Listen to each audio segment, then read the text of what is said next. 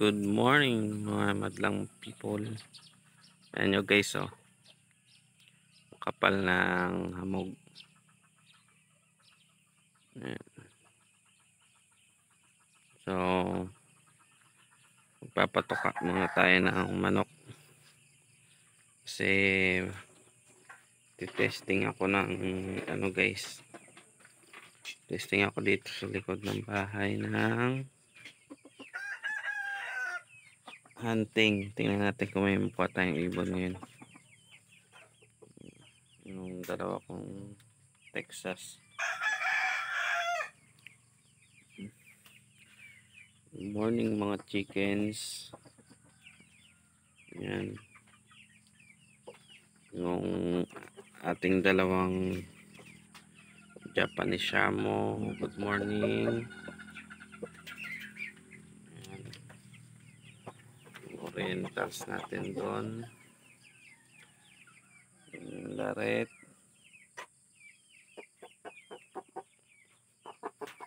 Good morning chicken. Ito yung goblin ko guys. Oh. Goblin hatch. Galing kay Parikoy Rigido. Ito galing kay itong Japanese Shamo natin. Galing to kay ano, Jericho Domago. Shoutout sa'yo idol. Ito ang mga dirasa natin. Galing to kay Kuyang Jericho. Kay Parikoy. Kay ano pala guys. Kay Brigido Torero. So, ayan. Shoutout sa inyong lahat. Magandang umaga, magandang araw. Ayan guys, oh. Ayan. Tabi ng kalsada. So, grabe yung hamog guys, no. Ayan yung palayan. Ayan yung ayan yung Thai Dragon guys, oh. Thai Dragon ni paring Topper Binansya. Yan, Thai Dragon yan. Ayan yung puno ng Makopa guys. Mamaya dyan ako. Subukan kong pumesto dyan mamaya. So magpapatoka muna ako ng manok. Ayan. Ayan yung ibang chickens. Ayan.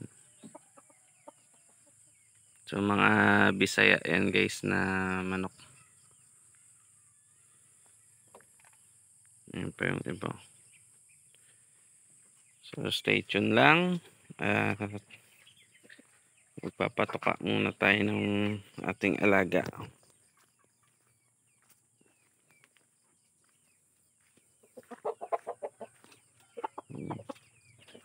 Hello mga chickens.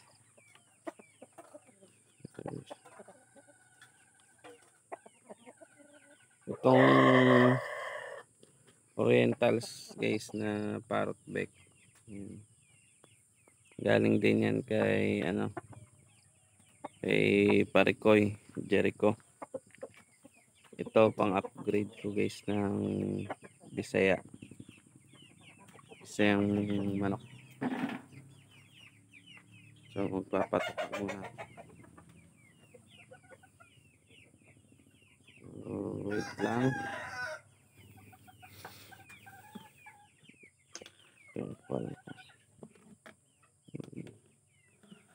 Ito pala guys, Integra to. Integra 2000.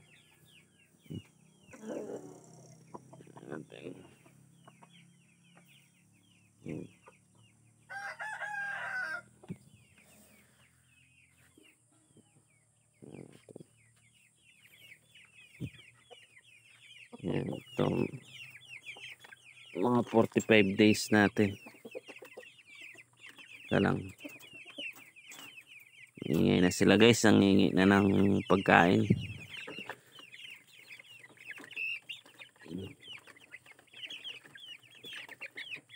Grabe sila, oh.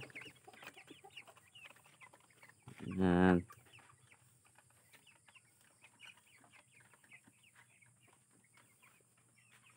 Kulang guys. Kuha pa tayo.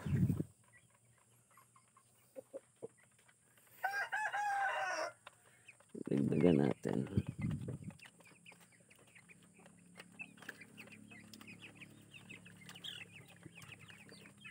So itong mga 45 days na to pala guys is para to sa December.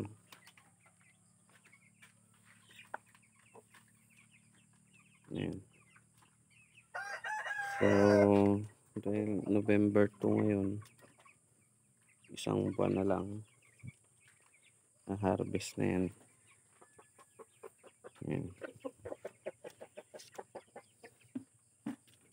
Dito naman guys, ano to guys, Thunderbird na stag developer. Ayan. Stag developer itong pagkain. Nagwe-wet feeding ako dito guys sa dalawang Japanese Shamo na to para mabilis silang lumaki. Saka yan yung nakasanayan kasi nila doon guys, simula nung bata pa, wet feeding. So stay tuned lang guys.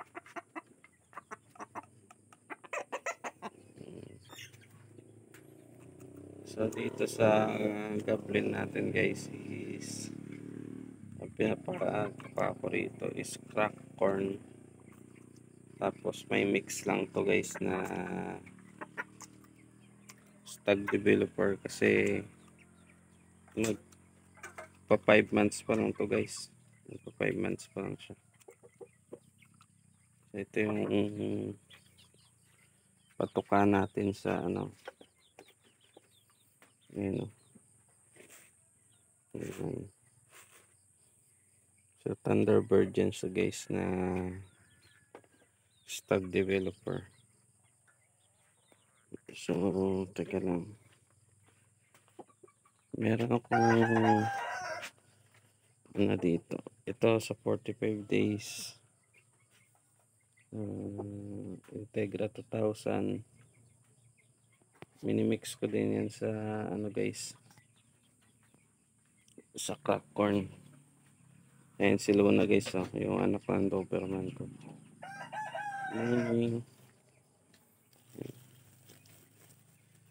Crack corn. Muna tayo.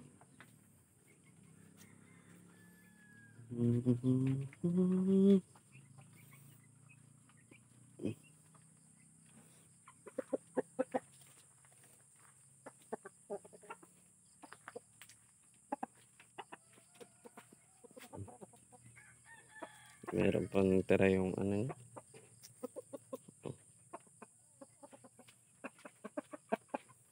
Ito guys, ang orientals na to guys is 3 to 4 months na yung edad nito. So lagyan lang natin ng konting crack corn yung ano niya, yung stag developer niya. So yun, stay tuned lang guys, at tapos kung magpatoka is magpe-prepare na ako ng ano, airgun natin. Hunt ako dito, magpa-backyard hunt. Yun, magandang araw sa inyo lahat. Balik hunt muna tayo or balik pest control muna. Dito ko guys sa taas ng puno ng makopa. Ayan, dito sa may kilid ng palayan namin. Ayun lang yung bahay oh. Ayan. So dito muna ako pumesto guys para makakuha tayo. Kasi bagong harvest yung mais guys, maraming dapo dito. So ayun na muna, stay tuned muna guys and enjoy watching.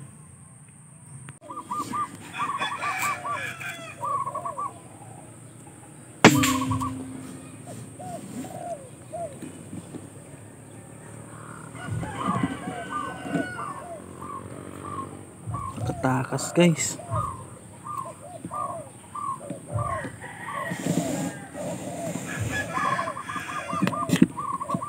Subukan natin ulit.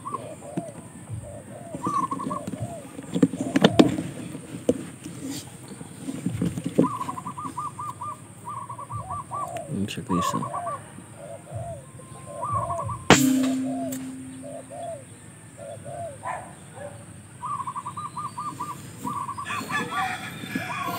Hinto muna tayo sa sa pagpe-pest control sa likod kasi may dumating guys.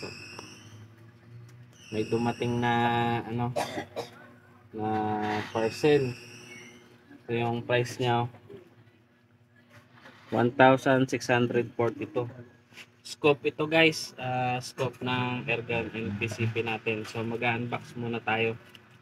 So tingnan natin guys kung quality yung na-order. Ayan wala yan guys Saradong sarado. Balot na balot guys. Tingnan natin.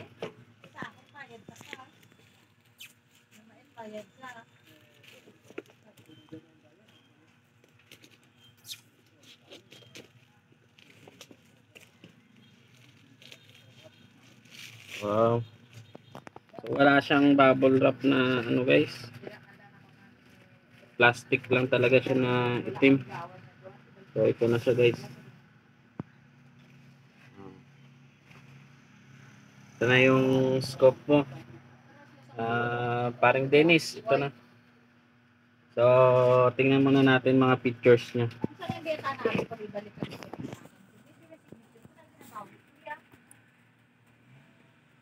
So ayan. Ito na siya guys. Magre-review muna tayo. So ito yung mga pictures niya guys.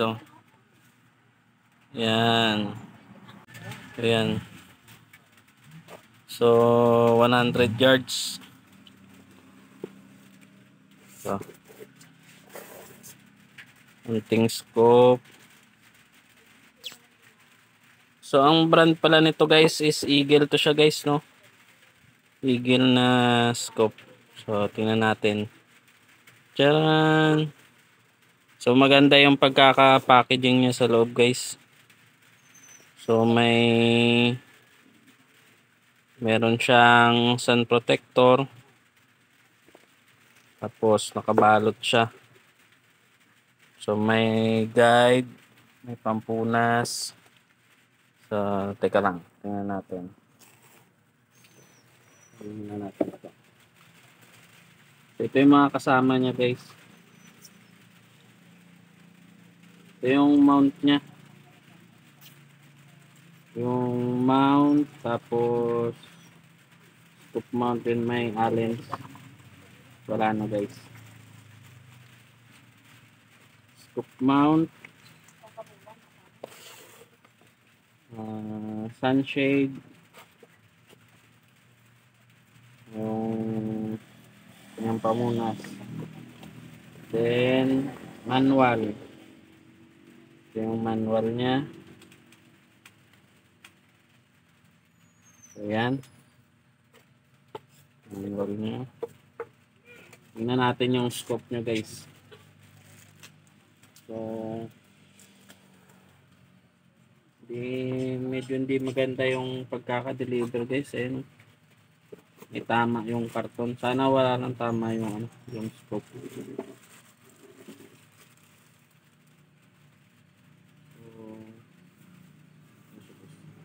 Wow, ang ganda. So guys, ito yung niya, magnification niya.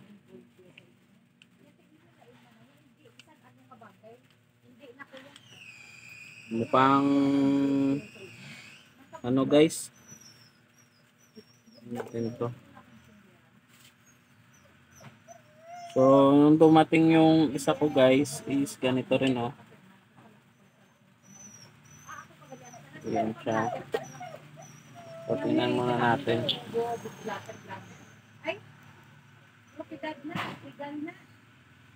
Tama na pala. Tama na pala.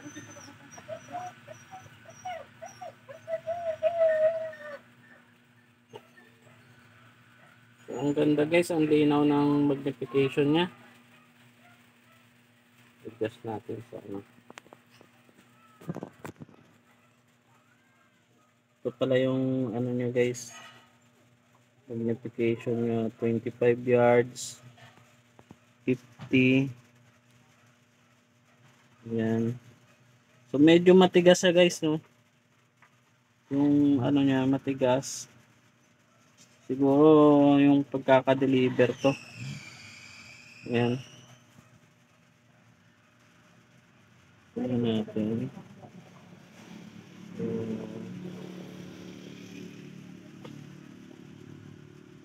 meron siyang ano. So ito yung mga takip niya guys. Sunshade. Ito yung sunshade niya.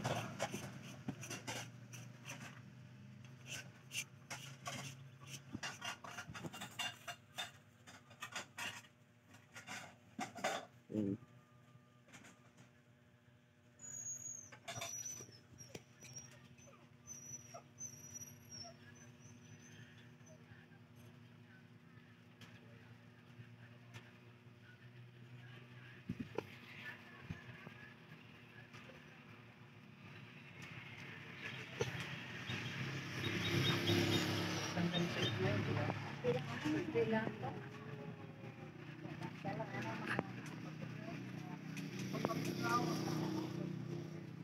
So for beginner guys, okay siya, maganda siya. Maganda siya for beginner. Then may doubt lang ako rito. Siguro factory defect or sa pag-deliver lang sa kanya kasi medyo may ano siya. Ito guys oh. Zoom mo. Ito guys oh. Medyo out of diameter siya or oversize. So malamang to guys is dahil wala siyang bubble wrap, wala siyang styro, is ganito lang. Makikita nyo naman sa box, meron siyang crack. Yan, grabe yung dents. Siguro ito guys, napalo to. Then meron siyang parang maluwag sa loob guys. Pero pagka hinigpitan mo naman siya is nawawala.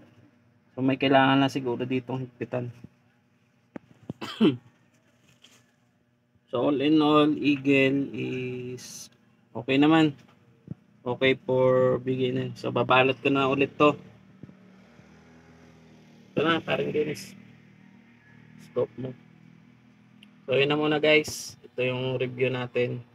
I-mount ko to muna sa ano. Ipapamount ko muna to kay paring Dennis para malaman natin kung accurate siya. So shoutout sa iyo paring Dennis Palermo. Ito na yung ano mo, scope mo dumating na. Thank you guys. Yun na.